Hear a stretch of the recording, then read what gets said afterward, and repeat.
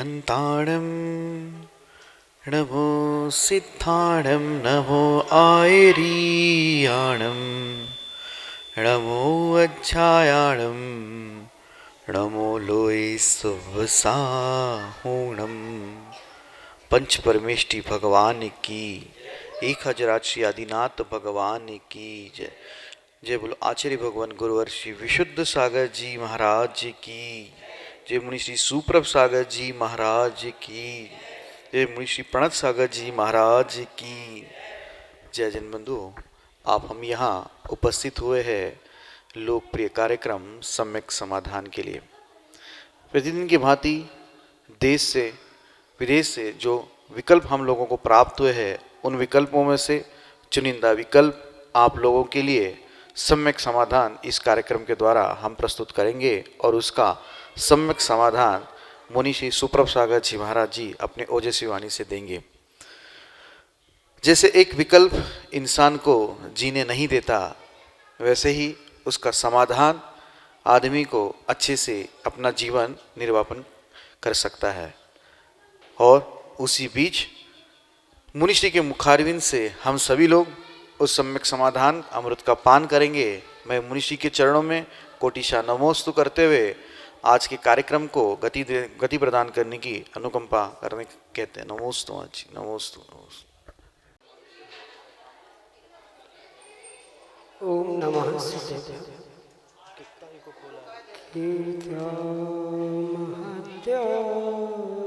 विवर्धमानं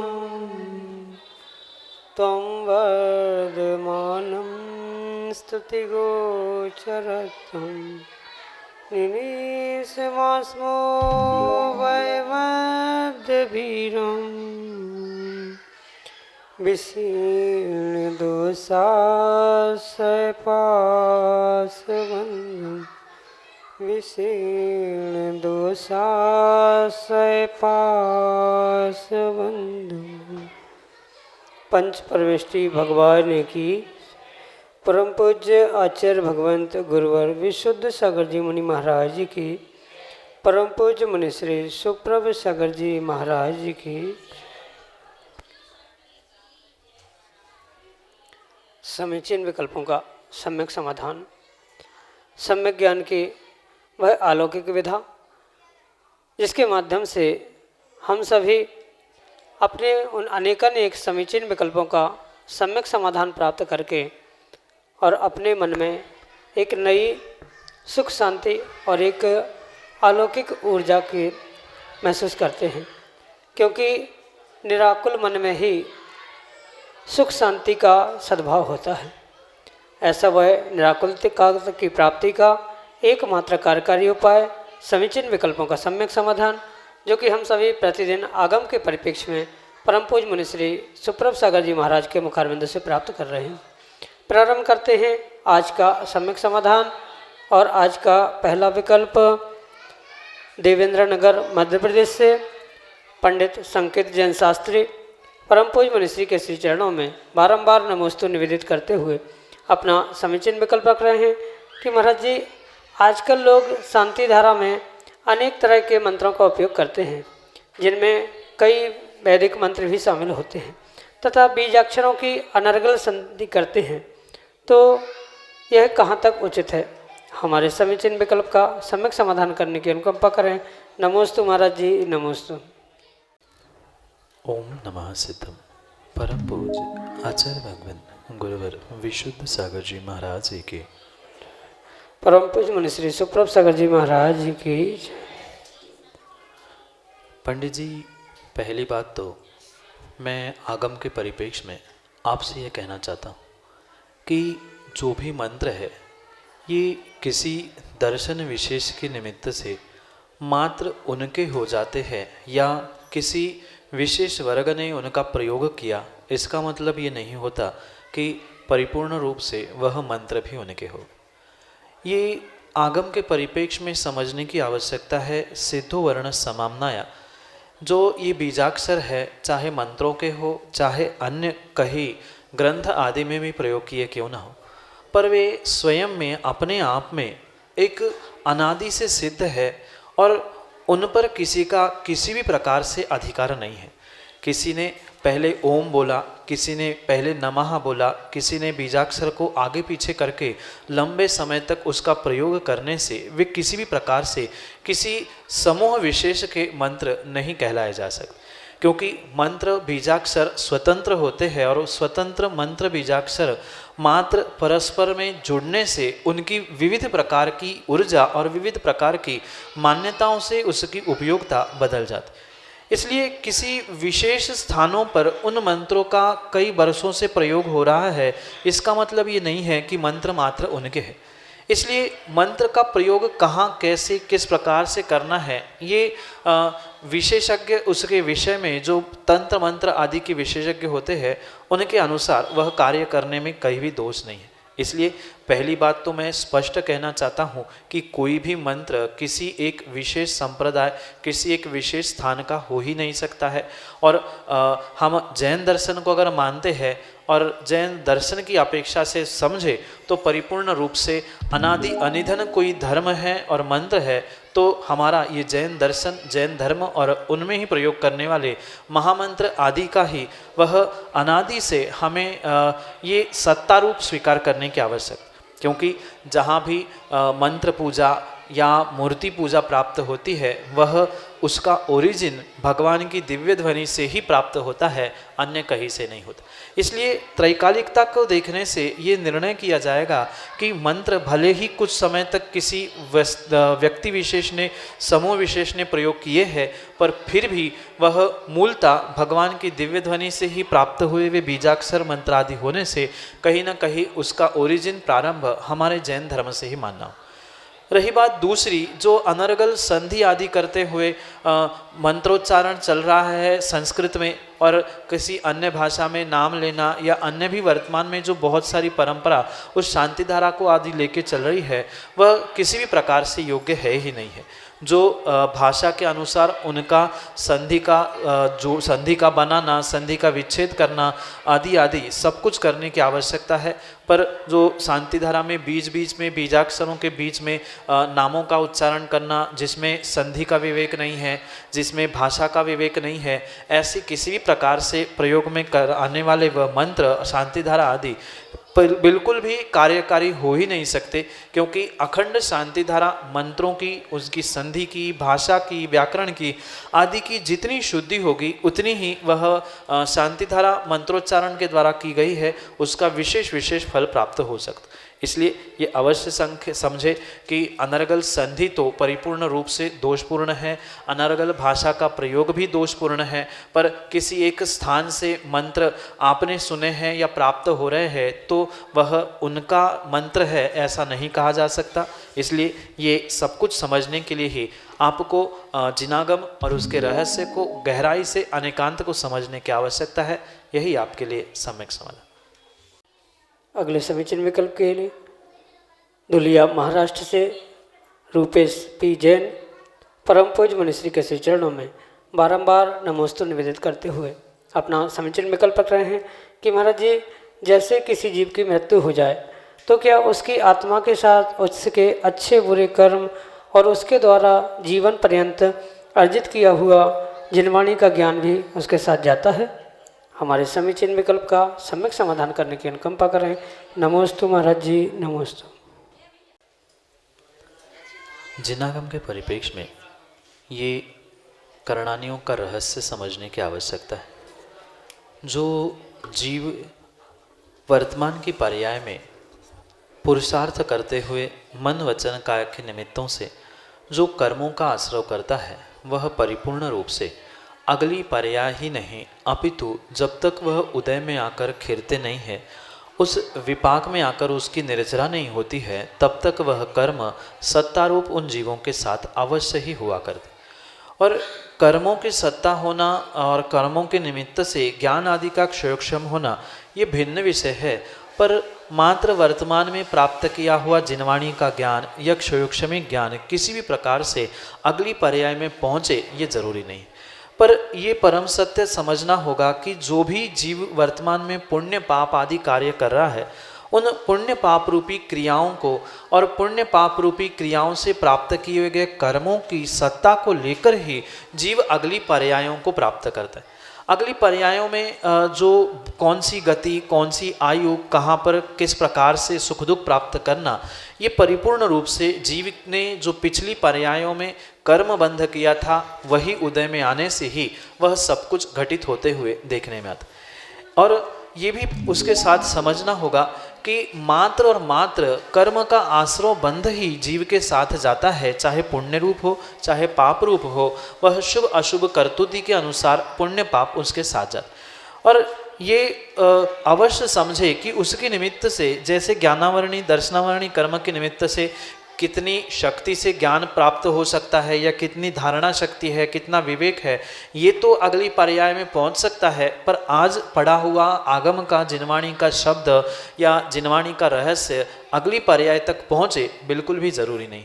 हाँ, क्वचित कदाचित कुछ ऐसे भी एक्सेप्शनल केस होते हैं या कुछ ऐसे कारण और ऐसे व्यक्ति भी होते हैं जिनका एक क्षयोक्षमिक ज्ञान अगली पर्याय में भी पहुंचता है, पर उसके लिए जीवन भर उनकी भावों की विशुद्धि, साथ साथ में जीवन भर की उनकी साधना, तपस्या, मृत्यु के समय में उनके शांत परिणाम, समाधि संलेखना आदि आदि के निमित्त से कुछ अंशों में पिछली पर्याय का ज्ञान भी अगली पर्याय में पहुंच सकता है। पर ये जो केस होती है बहुत ही एक्सेप्शनल होती है, बहुत ही विरली, लाखों सैकड़ों करोड़ों में एकाध जीव के साथ पिछली पर्याय का ज्ञान या वर्तमान पर्याय का ज्ञान अगली पर्याय में पहुंचने की संभावना हुआ करती।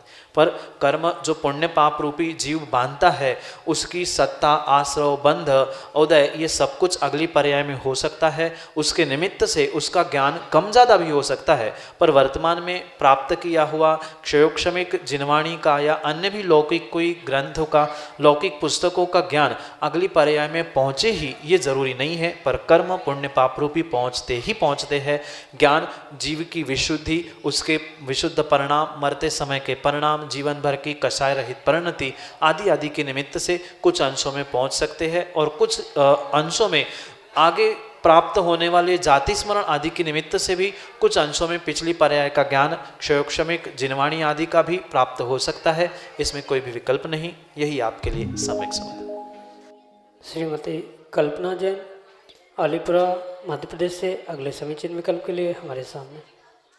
द्वय महाराज के चरणों में अलीपुरा समाज की ओर से त्रैवार नमोस्तु नमोस्तु नमोस्तु। महाराज जी, मेरा प्रश्न ये है, क्या प्रायश्चित करने मात्र से कर्मों का क्षय हो जाता है? कोई गलती हो जाए, अपने को उसका बोध हो कि हमसे बहुत बड़ी गलती हो गई है, भविष्य में जब ज्ञान हो कि हमसे ऐसी गलती हुई है, तो उसका प्रायश्चित करने से कर्मों का क्षय होता है। संसारी जीव की कर्मों के निमित्त से या क्षयोक्षमिक ज्ञान आदि के निमित्त से गलती होना स्वाभाविक बात, और गलती होने पर उसको समझना कि हमसे गलती हुई है, हमसे भूल हुई है, ये भी बहुत अच्छी और बहुत बड़ी बात है। और उस गलती को समझने के बाद उस गलती को ठीक करने के लिए जो भी प्रायश्चित लिया जाता है वह परिपूर्ण रूप से कर्मों की निर्जरा करने के लिए उपयुक्त हो सकता है। पर उसके साथ साथ ये समझना होगा, जो भी प्रायश्चित होता है वह किसी भी प्रकार से मन से नहीं होता। प्रायश्चित जब भी प्राप्त करना होता है वह किसी दिगंबराचार्य, दिगंबर गुरु से ही वह अपनी गलती का, अपनी भूलों का प्रायश्चित लेने की आवश्यकता, क्योंकि उनके अभाव में भले ही भगवान के सामने आपने प्रायश्चित लिया है, पर वह तो अपने मन से आपने प्रायश्चित लिया। उस स्वयं से लिए गए प्रायश्चित से कभी भी किसी भी प्रकार से कर्मों के निर्जरा होना संभव नहीं। हाँ, कुछ अंशों में आपको जो उसके प्रति खेद हो रहा है या उस गलती के प्रति स्वयं में जो भी गर्हा, निंदा के भाव हो रहे हैं, वह तो किंचित कर्मों की निर्जरा करने के निमित्त हो सकता है, पर प्रायश्चित दिगंबर गुरु आचार्य भगवंत के ही कर कमलों से या उनके मुखारविंद से ही ग्रहण करने से ही कर्मों की निर्जरा हो सकती। और ये भी परम सत्य है, मात्र उन प्रायश्चित को लेने से काम नहीं बनेगा। जो प्रायश्चित मिला है गुरु के द्वारा, उसे परिपूर्ण रूप में अवधि में पूर्ण करने से ही कर्मों के निर्जरा होगी। मात्र पूर्ण करने से भी काम नहीं बनेगा। माँ कहीं न कहीं प्रायश्चित देने वाले पर श्रद्धा, प्रायश्चित नाम के तप पर श्रद्धा, अपनी गलती का एहसास, जो जितनी विशुद्ध भावों के द्वारा इसको प्राप्त करेगा उतना उतना वह कर्मों की निर्जरा विशेष विशेष रूप से करता है। इसलिए अवश्य प्राय ये बात समझनी होगी कि कहीं ना कहीं गलती का एहसास होने के बाद गुरु के पास पहुंचकर अपनी दोषों की आलोचना करने के बाद गुरु से मिला हुआ वह प्रायश्चित श्रद्धा भक्ति विश्वास के साथ धारण करना, प्राप्त करना और उसे पूर्ण करने का प्रयास करना, यही कर्मों की निर्जरा करने के लिए निमित्त बन सकते हैं। यही आपके लिए सम्यक समझ। अगले समीचीन विकल्प के लिए हमारे सामने हैं पंडित देवेश शास्त्री द्रोणगिरी सिद्ध क्षेत्र से अपने समीचीन विकल्प के साथ। महाराज श्री के चरणों में त्रिवार नमोस्तु। महाराज जी, मेरा प्रश्न ये है कि हर नया कर्म करते समय सबसे पहले मन में शंका उत्पन्न होती है, तत्पश्चात भय उत्पन्न होता है, ऐसा क्यों? नमोस्तु।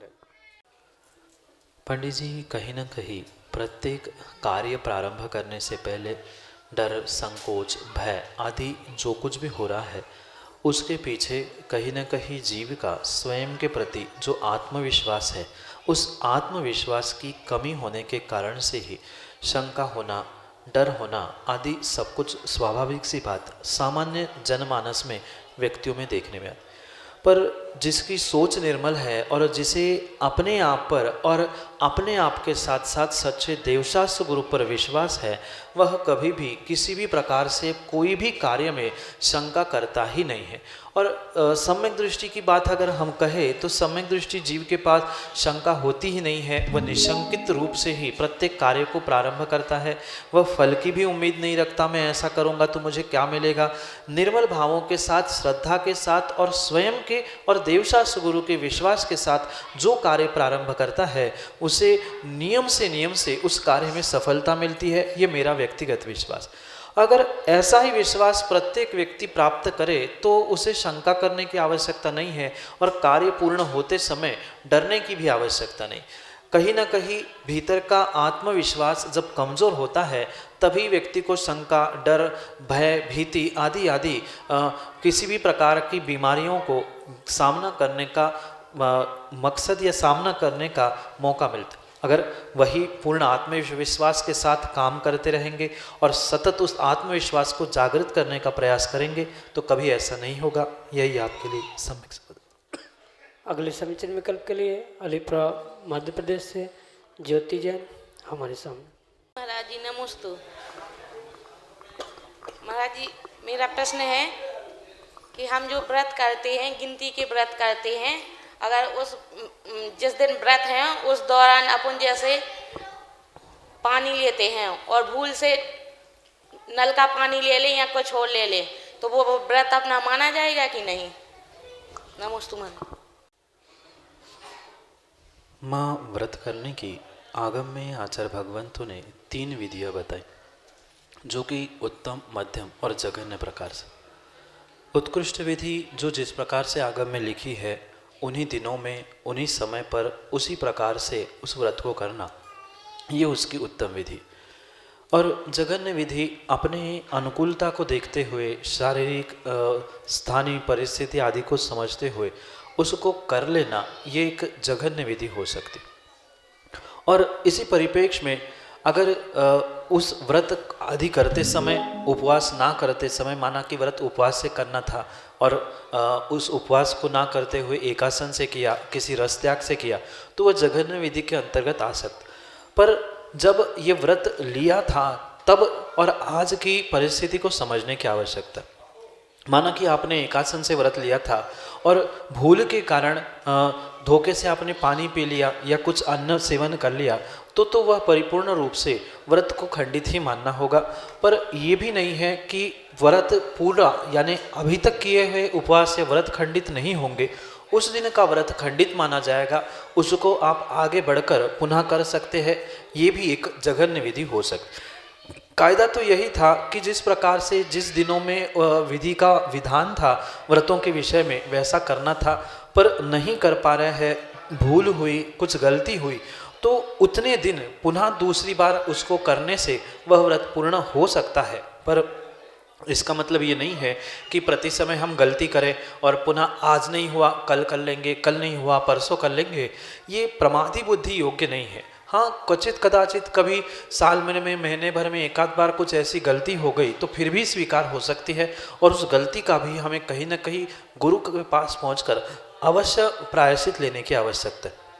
जब तक उस विषय में प्रायश्चित नहीं होगा तब तक वह दोष भी पूर्ण नहीं होगा, प्रायश्चित भी करना होगा, और उस व्रत की संख्या को, यानी कि 10 उपवास का व्रत है, कोई 11 उपवास का व्रत है और एक आध उपवास में कुछ भूल हो गई या एकासन में भूल हो गई, तो वह संख्या कम से कम पूरी होनी चाहिए। भले ही क्रम से नहीं हो रही हो, महीने भर में नहीं हुई हो, आगे पीछे हो रही है, पर कम से कम वह संख्या पूरी करनी चाहिए। जिस प्रकार से व्रत लेते समय आपने भाव किए थे, जिस प्रकार से व्रत किया था, सोचा था, वैसे ही करने की आवश्यकता है। और गलती हुई तो गुरु से प्रायश्चित लेके और उस संख्या को पूर्ण करते हुए हम उस कार्य को संपादित कर सकते हैं। यही आपके लिए सम्यक हरपालपुर मध्य प्रदेश से श्रीमती प्रतिभा जैन अपने समीचीन विकल्प के साथ हमारे सामने। नमस्ते बोलो पहले। महाराज जी, यदि हम कारणवश चावल धुले नहीं चढ़ा सकते, जल नहीं मिलता, तो गैर धुले चढ़ा सकते कि नहीं? माँ, कायदा तो यही है कि मंदिर में जब भी द्रव्य चढ़ाई जाए वह धुली हुई चढ़ाने से ही विशेष फल प्राप्त होता।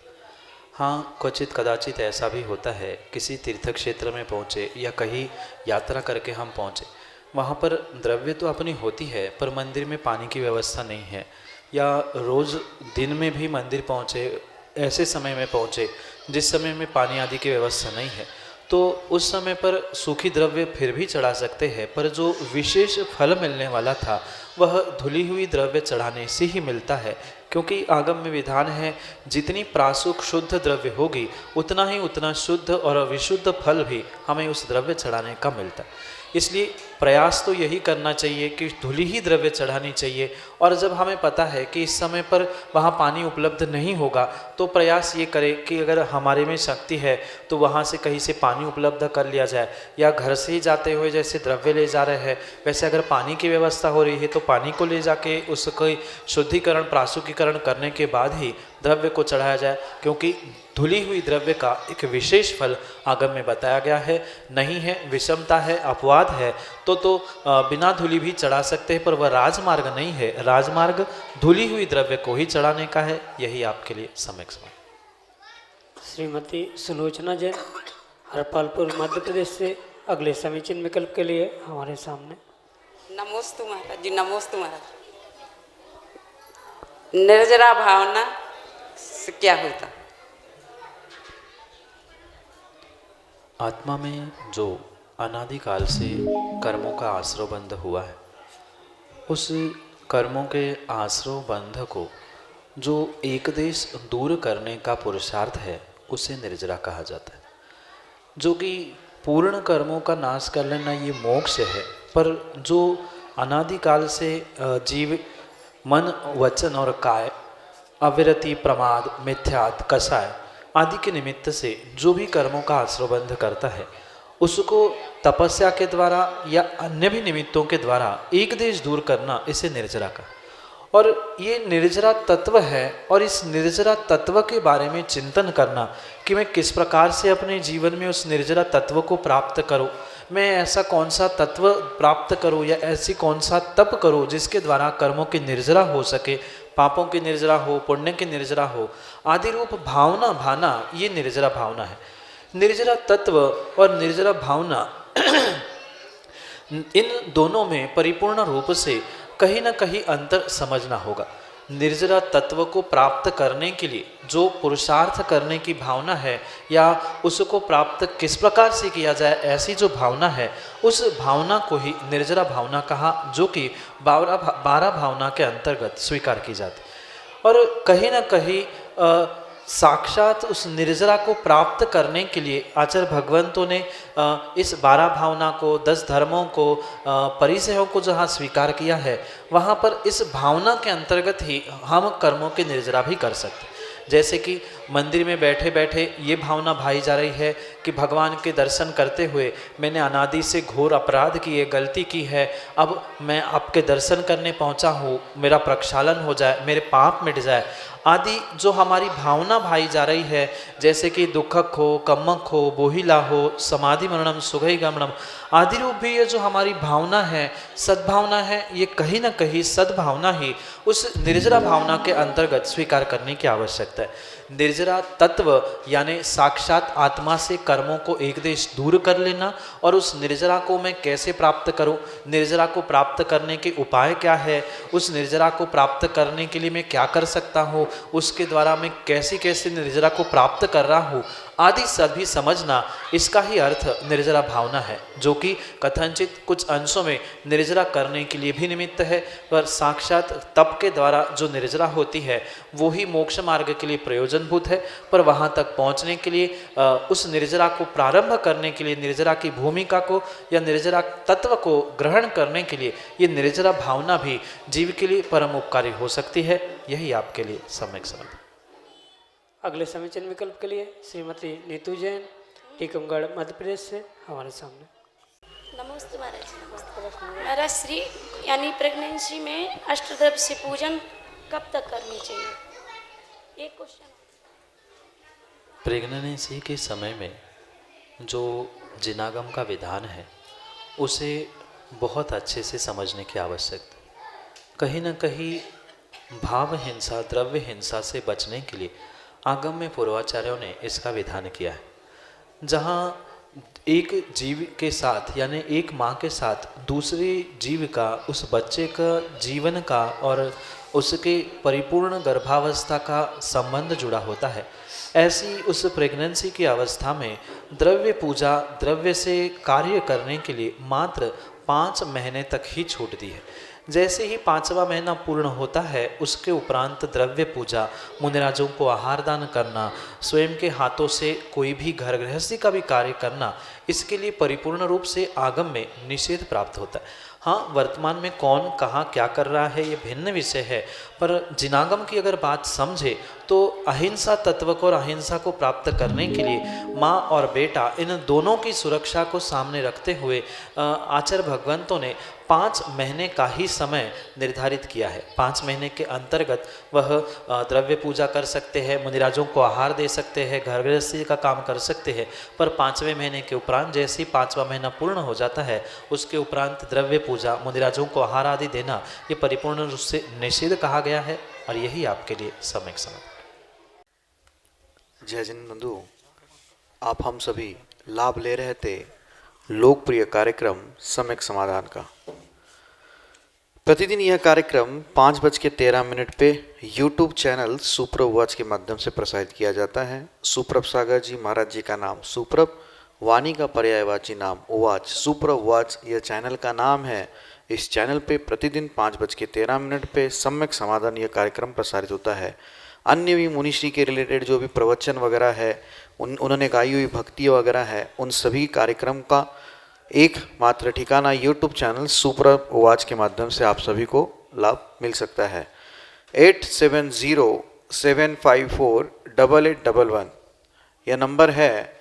इस नंबर पे आप सम्यक समाधान के लिए अपने विकल्प भेज सकते हैं। यह व्हाट्सएप का नंबर है। व्हाट्सएप पे आप ऑडियो मैसेज, टेक्स्ट मैसेज या वीडियो मैसेज के माध्यम से अपना विकल्प हम तक पहुंचा सकते हैं। उसको एकत्रित करके मुनिश्री के मुखारविंद से सम्यक समाधान हम सभी लोग सुनेंगे। samyak.samadhan@gmail.com यह हमारी ईमेल आईडी है। आप ईमेल आईडी के माध्यम से भी अपना विकल्प हम तक पहुंचा सकते हो। प्रतिदिन शाम को 7:40 पे जिनवान टीवी के माध्यम से मुनिश्री के प्रवचन प्रसारित होते हैं और प्रवचन का अद्भुत विषय जीवन जीने की कला रत्नमाला इस ग्रंथ के ऊपर मुनिश्री ने जो व्याख्यान करते हुए प्रवचन दिए थे, उस प्रवचन के अंश शाम को 7:40 पे प्रतिदिन प्रसारित होते हैं। आप सब लोग घर बैठे रत्नमाला ग्रंथ का स्वाध्याय करते हुए मुनिश्री के प्रवचन का लाभ ले सकते हैं। आज के लिए इतना ही। ऐसे ही नाविन्यपूर्ण विकल्पों के साथ हम आपके साथ फिर से जुड़ेंगे। तब तक के लिए आप सभी को जय जिनेन्द्र। मुनिश्री के चरणों में कोटिशा नमोस्तु नमोस्तु नमोस्तु।